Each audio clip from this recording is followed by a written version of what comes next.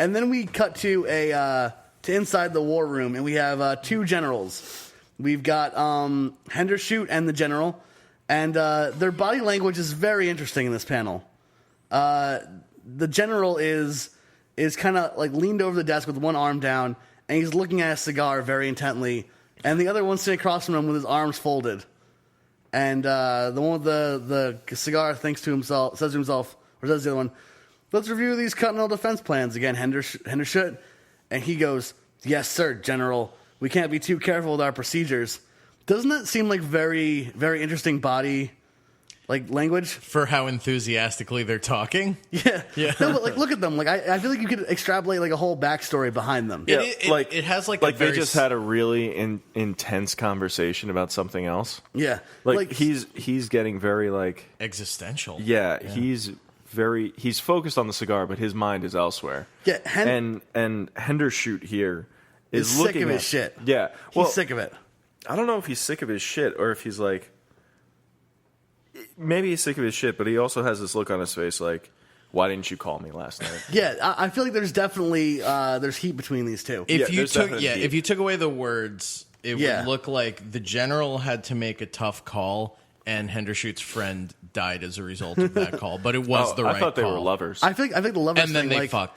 I feel like they did fuck, and the general is it's not as big of a deal to him. He's a love him and leave him type. And Hendershoot is very.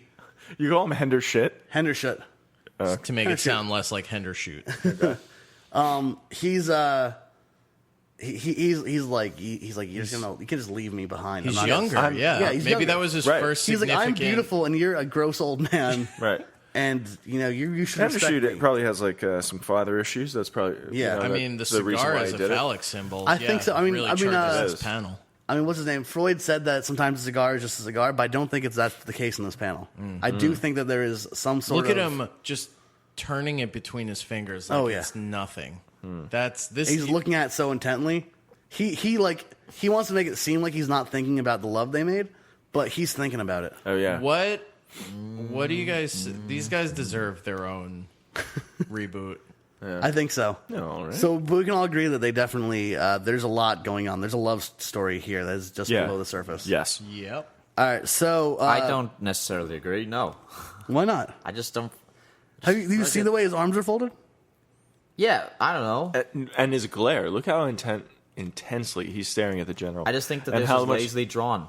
It's possible. It's not lazily drawn, Jack. It's just Jack Kirby doesn't draw things. I'll draw lazily. I'll draw this guy. I'll draw a face. How about a face? And then that's what the guy's drawing like. He says "How about a face?" Yeah. How about a this? It's entirely possible Jack Kirby doesn't know how generals sit when they talk to each other. There's some, but that's a small table. Really though. That's such a.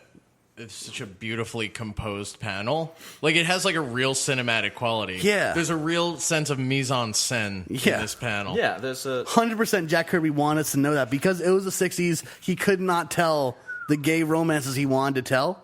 He had to sneak them into the X-Men comics. Huh. Maybe he did, but not here.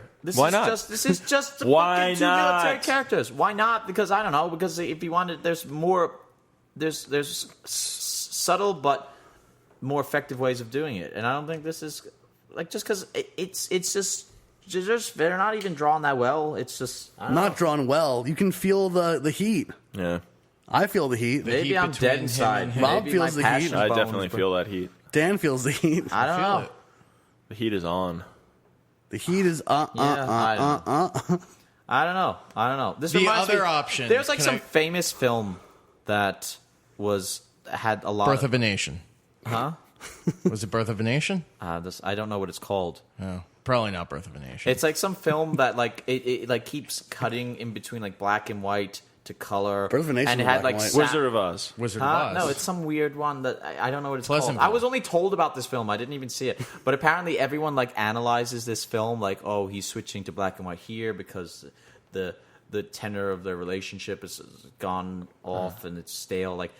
But apparently it was just that the production was plagued with problems. And so they just ran out of... people spend so much time investing, so much time analyzing all these Do you think people are just projecting their own shit onto this? Yeah, and like the guy I think even who directed it was like, yeah, we had so many problems, and this is a barely finished film. So you're saying we're reading too much into this? Yeah. With that said, can I posit another theory as to what's happening?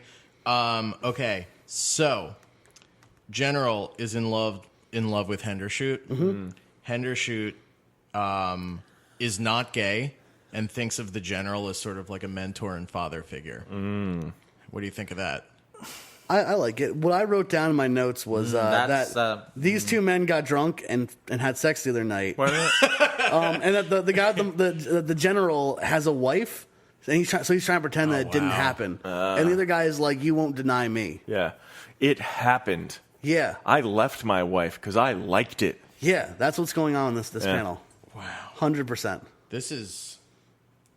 We got to do a whole episode about this panel. I just don't feel it. I find it annoying that we're harping on it.